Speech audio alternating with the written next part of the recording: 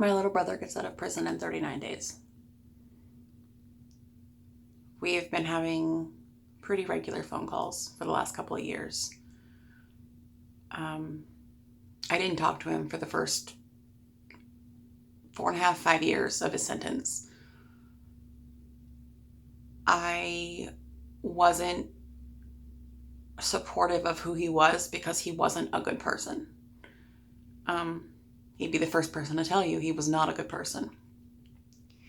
I have seen many people do many really bad things. I've seen people do really bad things to me. I've seen people do really bad things to people they love. I've seen people do really bad things to their kids. And I've seen and heard of him doing really bad things. And I know that that is who he was. But I also know that is who he has learned not to be. And so when he gets out in 39 days, I hope he stays out. And I don't think he'll do anything terrible.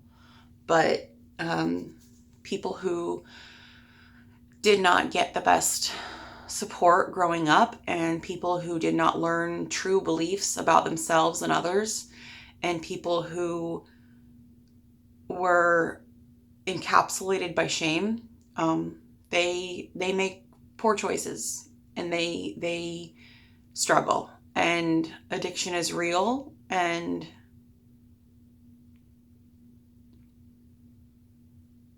I know he's going to have bad days. That doesn't mean he's going to do bad things, but he will have bad thoughts about himself, about people who upset him. Maybe not terrible thoughts, but I thought I would make him a series of videos, shorts, to remind him of things that I've explained to him and helped him understand in the last 2 or so years that we've been talking again. I've had many technical issues, but I know that if I can just do shorts and do them every day from now until he gets out,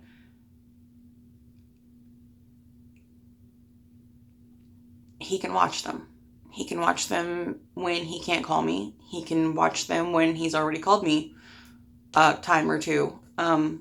He needs resources. And I think all people getting out of prison, and I think most people in general, could use resources. So I'm going to take what I've learned and what I've taught him, and I'm going to just go down the list.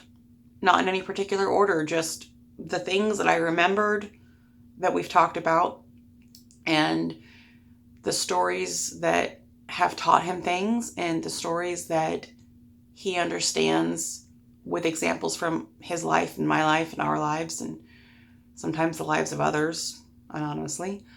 And there's no instruction booklet, right? But there will be a series of shorts at least. Maybe longer form, maybe I'll make a long video and cut it into lots of little ones. I don't know, but I know that he's going to need support, and he's going to need to remember the lessons. And so, just to recap, and if you see any that you like and they're helpful and you want more information or elaboration on them, let me know, and I'll make them longer. I'll make them explain more. I'll do it better. Like I said, he and I have been talking on the phone very regularly for little more than 2 years. We started talking again after our oldest brother, my brother that was a little younger than me, but much older than him. He passed in May of the year before last, so 2024. And he passed, and it was a drug overdose because, like I said, addiction comes from bad environments, and we did not have a good environment. So his schizophrenia didn't help. But yeah.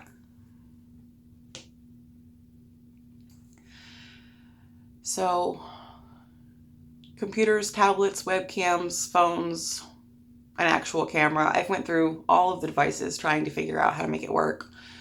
Right now I am in my swing chair and I have a tablet propped up in the strings, and I guess that's how I'm doing this, because I've been struggling. So, okay.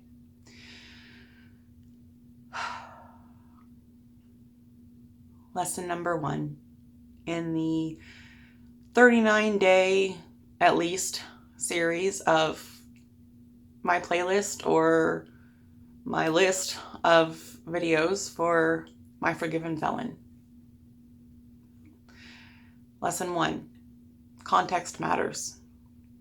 Context matters because he rejected the word antisocial. People were wrong. People were stupid. What do they know? He's not antisocial. He loves people. He loves being around people. He loves talking to people. He let me know that was bullcrap and that he is not antisocial.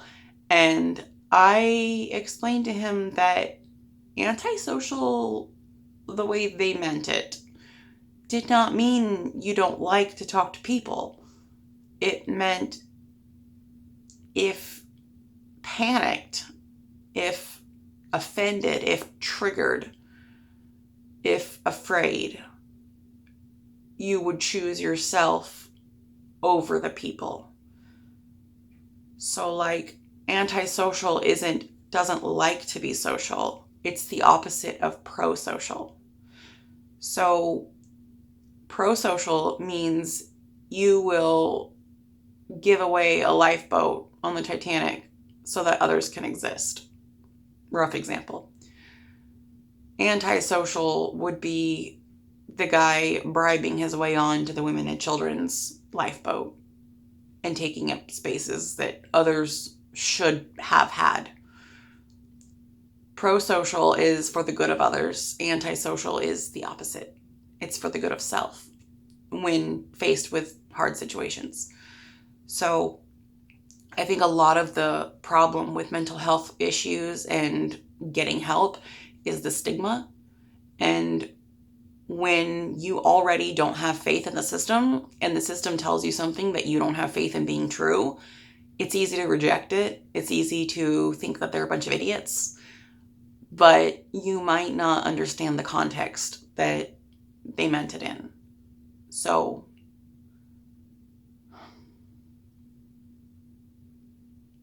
video 1 of at least 39. Pro-social is for the good of everyone. Antisocial is not for the good of everyone.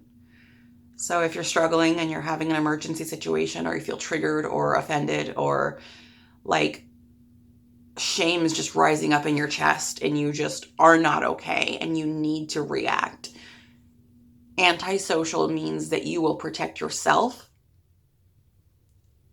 regardless. That might mean lashing out. That might mean dissociating and filling in the blanks of your memory with, oh, that person did it. It doesn't even mean that you're choosing that. It means that that's what your nervous system reacts with. People don't usually choose to hurt people that they love. But if your nervous system reacts in such a way that it reacts for you, it will react for you, not for others. And that's what antisocial is. So there's t-shirts that say antisocial, but they probably mean they don't like to talk to people, and they wear them proudly because don't talk to me, leave me alone. But that's not what antisocial means in context. So context is important. Good luck.